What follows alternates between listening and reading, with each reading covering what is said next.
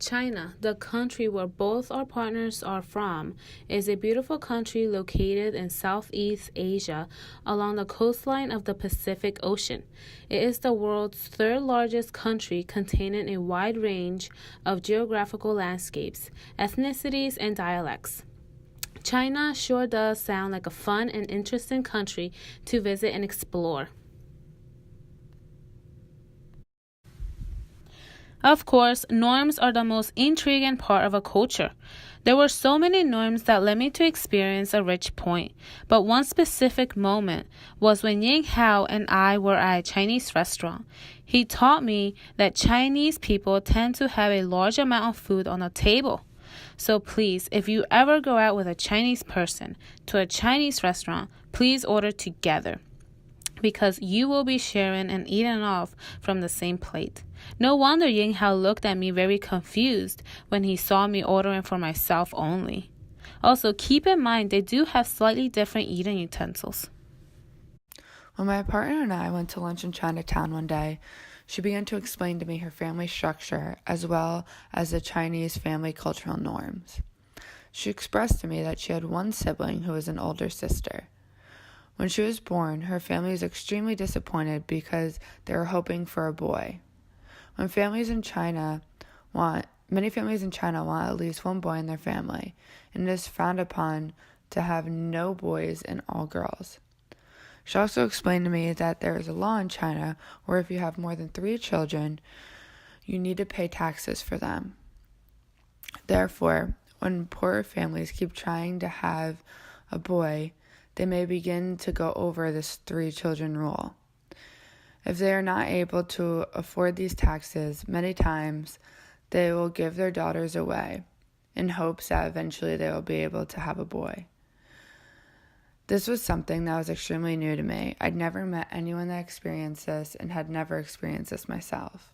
However, I understood that this was something that was a cultural norm for my partner.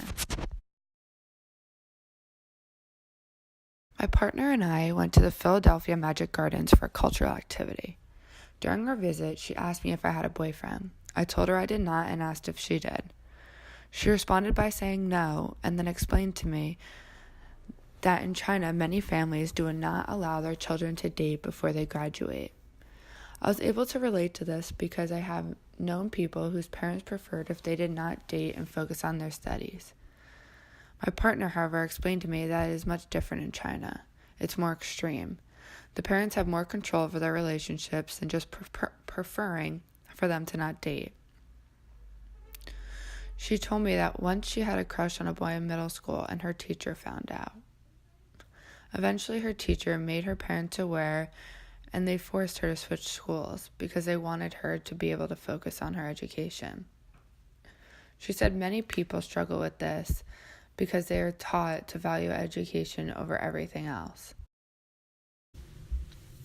Additionally, another norm that needs to be followed if you ever go to China is keep salutations to a minimal when walking in the streets, parks, or subways.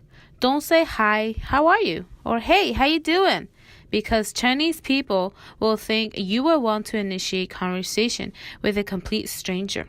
Instead, lose your American style and just nod your head, or simply don't acknowledge the person. Let's just remember that China is an overcrowded country, so let's just keep small talk to a minimal. Cultural norms can have an effect on communication. Different cultural norms may cause for a misunderstanding. For example, when Carla's partner ordered food and assumed they would be sharing off the same plate, Carla had never experienced this before.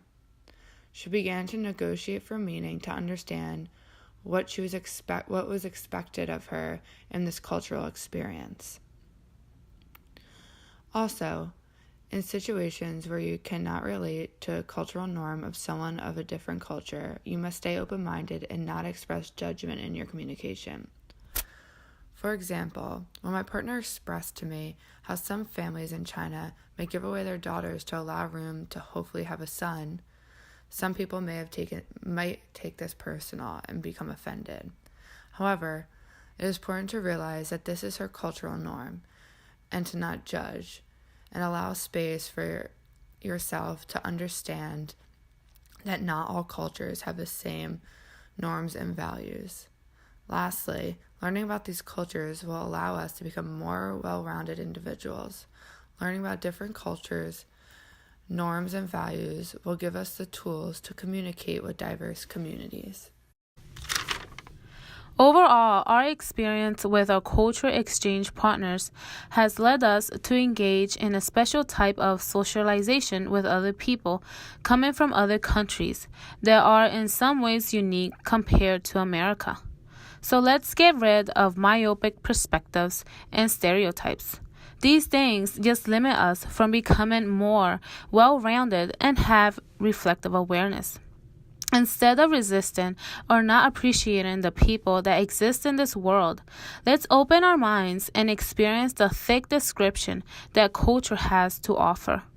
Life is beautiful and exciting, especially when it is experienced with an open mind to different things. Don't live life in a closed box. Go out there, travel, eat, dance, sing, learn languages and cultures, but above all, respect and enjoy the uniqueness.